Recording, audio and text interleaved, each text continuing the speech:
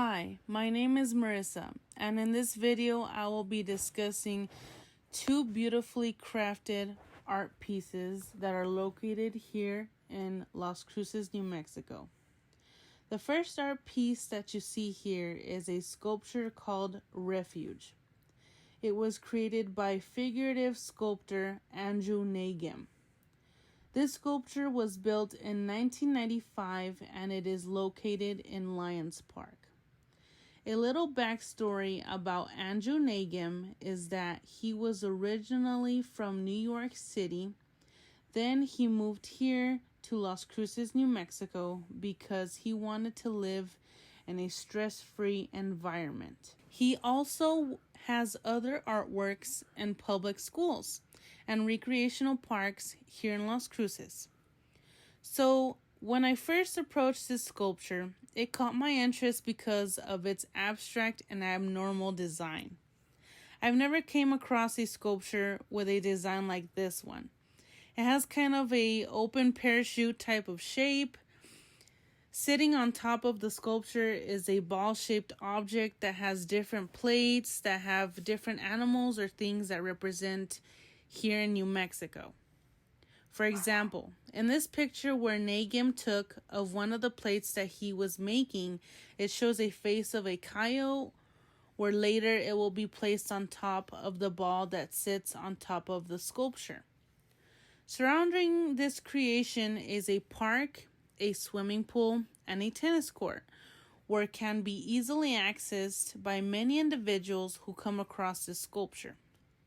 The sculpture is located in a low-class neighborhood with a gas station conveniently next door. Around the park enhances the sculpture by bringing the community closer to the statue.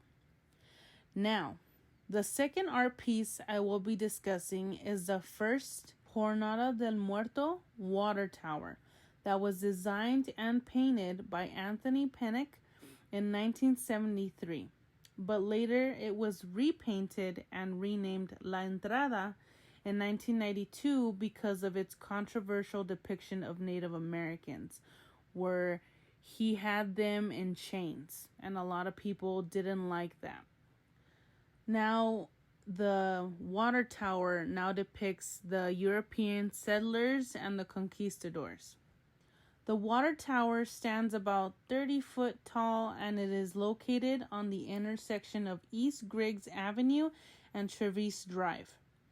Anthony Pennick chose to paint the story of the Jornada del Muerto to teach everyone who commutes by the tower a visual representation of the European settlers and the conquistadors that were led by Don Juan de Oñate traveling through Camino Real to Socorro.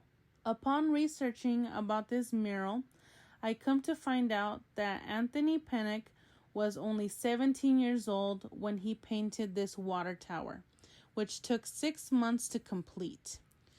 When you drive up to the water tower, it is sitting on a hill, and it was difficult to get in because of all the traffic that was in the area, and it was sandwiched between a very noisy highway and one of the busiest streets in Las Cruces, which was Traverse. You can mostly see the art painted against the side of the tower all around, but on some parts it's covered by pipes and fencing, unfortunately. Throughout the mural, the people and the animals are aligned horizontally around the water tower. The artist painted the horse's posture to indicate movement throughout the mural that depicts the conquistadors and the European settlers' directions to Socorro. As you can see here, the artist utilized organic lines to give life to the figures in the mural. Throughout the mural, each individual you can clearly see, for example, shading underneath the bellies of the horses and in the grooves of the conquistadors' clothing.